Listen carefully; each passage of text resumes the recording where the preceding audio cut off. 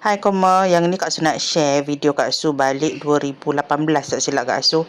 Masa ni Kak Su balik seminggu selepas adik suami Kak Su meninggal. Lepas tu kita balik masa ni winter. Memang setiap tahun kita akan balik winter. Cuma winter kali ni yang kita balik 2018 ni agak sedih lah sebab kita balik adik ipar meninggal kan. Seminggu sebelum kami nak sampai ke Pakistan dia meninggal. Kami memang dah plan awal dah nak balik Pakistan masa tu, tapi tak sangka dia dijemput dahulu. So kita tak ada rezeki nak bawa anak bongsu Kak Su yang kecil itu jumpa dia. Tapi dia pernah tengok lah dalam gambar kan, dalam video macam tu.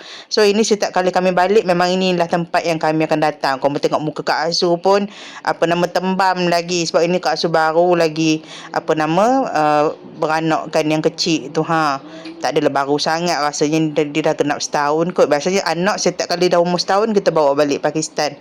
Ini dah pemandangan di kampung. Memang setiap kali musim sejuk, ini ada ini biji sawi, bunga biji sawi. Yang mana biji sawi ni boleh buat minyak mustard. Bunga-bunga ni tak ada buat apalah, tapi biji sawi tu boleh buat minyak. Minyak itu yang kita gunakan tu, mustard oil tu, buat untuk dalam masakan, buat minyak urut. So ini ayah mertua Kak Su dengan sepupu abang Jambang, sepupu suami Kak Su bawakan. So kita nak bergambar lah. Memang setiap kali balik, kita balik pun setahun sekali kan. Jadi pemandangan cantik, ambil gambar. So nak ambil gambar tu kau mau tengok lah apa mana ya. Memang jenuh sikit lah nak masuk ke dalam semak tu. Bukan apa risau kau mau ular ya. Tapi tak nampak je macam senang nak masuk, tapi tanahnya lembut. Tanahnya kalau dikicak ya, apa tanah bendang lah. Pak Mentua kata tak ngapa lah, kita pergi ke belah depan pula ya. Tengok belah depan, cari tempat yang kering-kering sikit ya. Tempat basah-basah ni risau kat ada ular. Ini kita berjalan aja lah ke sini. Awak seorang boleh lah ambil gambar dekat-dekat. Jadilah koma ya. Asalkan ada kenang-kenangan.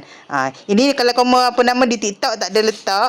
Dulu ada letak dekat TikTok. Sebab tu TikTok pun dah kena ban yang itu ya. TikTok lama tu dah kena ban. Jadi video-video yang ketika balik ni dah tak ada lah upload balik dekat TikTok. So ini kita upload balik dekat YouTube. Terima kasih lah siapa yang subscribe YouTube Kak Su ni. Lama benar Kak Su tak aktif kat YouTube-nya. InsyaAllah ada rezeki balik tahun ini.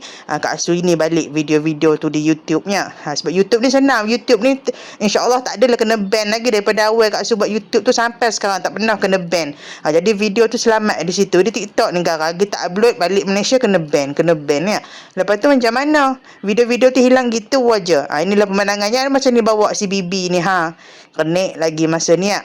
So siapa yang nak tengok video-video lama Kak Su, kau mau boleh subscribe Kak Su punya YouTube. Terima kasih banyak-banyak ya. Dengan pesanan kau mau tengok video ni sampai habis. Kalau ada iklan ya, ada ads ya, minta janganlah skip ya. Sebab daripada situlah Kak Su pun bersemangat sikit nak buat video. Kalau Kak Su buat video kau mau skip iklan tu, tak semangat lah Kak Su nak upload, nak buat sharing dekat YouTube ni. Okey, terima kasih kerana menonton. Nanti Kak Su upload lagi video ya, banyak untuk komen.